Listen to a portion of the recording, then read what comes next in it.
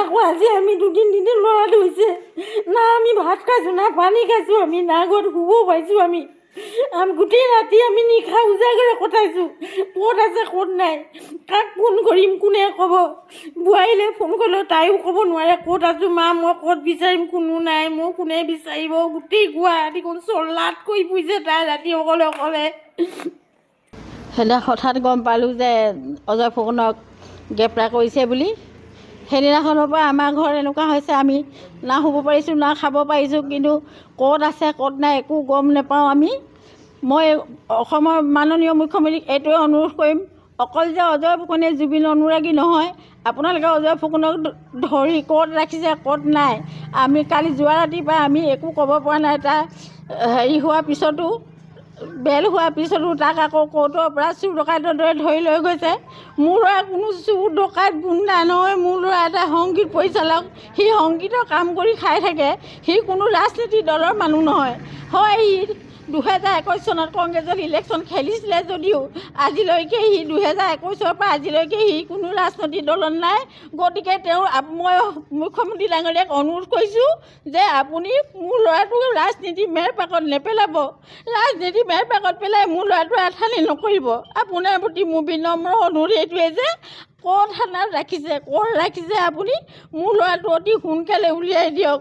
মই নহ'লে মোৰ ল'ৰা যদি মই বিচাৰি নাপাওঁ মই কালি ৰাতিয়ে পৰাই ভাবিছোঁ মই মৰিয়ে যাওঁ নেকি মই ছুইচাইডে কৰোঁ নেকি আজি মই কেইদিনৰ পৰা মই এটোপাল পানীও নোখোৱাকৈ মই দিনে ৰাতিয়ে ঘূৰি ফুৰিছোঁ আপোনাৰ ঘৰৰ ল'ৰা ছোৱালীকেইটা যেনেকুৱা গৰিমা গাৰ্গ কাৰণে আপোনালোকে যিমান চিন্তা কৰিছে অজয়ো এজনী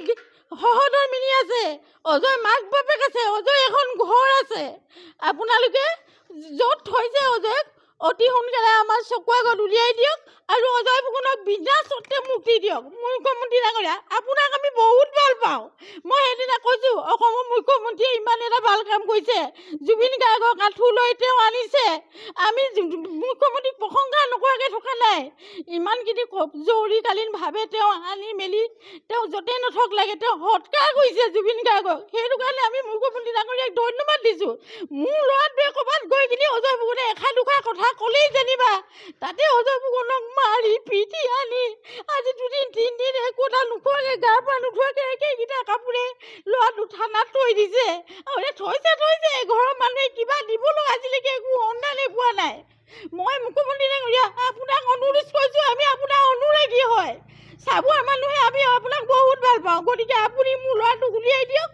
ভৱিষ্যত দিনত মই জুবিন গাৰ্গৰ কাৰণে কান্দিব নিদিওঁ মই ৰাজনীতিৰ কাৰণে কান্দিব নিদিওঁ সংগীত জগতত কাম কৰে সংগীতে কৰি থাকক সি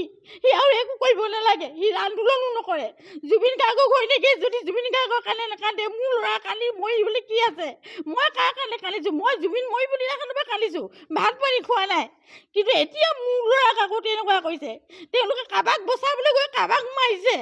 তেওঁলোকে যিকেইজন দুখী আচল তেওঁলোকক কৰায়ত্ব কৰক অজয় ফুকনক কৰায়ত্ব কৰি কি পাব মাৰি পেলালেও কি পাব অজয় ফুকনক মই আপোনাক কাটৰ অনুৰোধ কৰিছোঁ চাবুৱাৰ পৰা মই আপোনাক কাটৰ অনুৰোধ কৰিছোঁ আমি আপোনাক বহুত ভাল পাওঁ যদি আপুনি মোৰ ল'ৰাটো বিনা চৰ্তে মুক্তি কৰি দিয়ক আপোনাৰ প্ৰশাসনে ক'ত ৰাখিছে আপুনি আমাক এটা অনুসন্ধান দিয়ক আপোনালৈ মই কাটৰে মই অনুৰোধ কৰিছোঁ মোৰ ল'ৰাটোক উলিয়াই দিয়ক আপুনি অজয় ফুকনে কি কৰিছিলে জুবিন গাৰ্গৰ কাৰণে দুএষাৰ মাত মাতিছে তথাপিতো কি কৰিব কালি জামিন হৈছে জামিন হোৱাৰ পিছত আকৌ কিয় ধৰি নিলে তাক ক'ত ৰাখিছে আমাক মুঠতে আমাৰ ভাইটিক অজয় ফুকনক মোৰ ভাইটি হয় তাক উলিয়াই আনক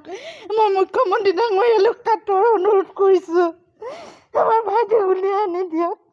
মুখ্যমন্ত্ৰী ডাঙৰীয়ালৈ আমাৰ এটা বিনম্ৰ অনুৰোধ আমাৰ দাদাক য'তেই ৰাখিছে আপোনালোকে অনুগ্ৰহ কৰি অতি সোনকালে বিনা চৰ্তে যাতে মুকলি দিয়ে আমি কালিৰ পৰা শুব পৰা নাই খাব পৰা নাই মা ৰাতিপুৱা সেনেকৈ আছে খোৱা নাই মা গা অসুস্থ আপোনালোকে ইমান অন্যায় নকৰিব আমাৰ লগত দাদাক সোনকালে যাতে মুকলি কৰি দিয়ে বিনা চৰ্তে আপোনাৰ ওচৰত বহুত কাটৰ অনুৰোধ কৰিছোঁ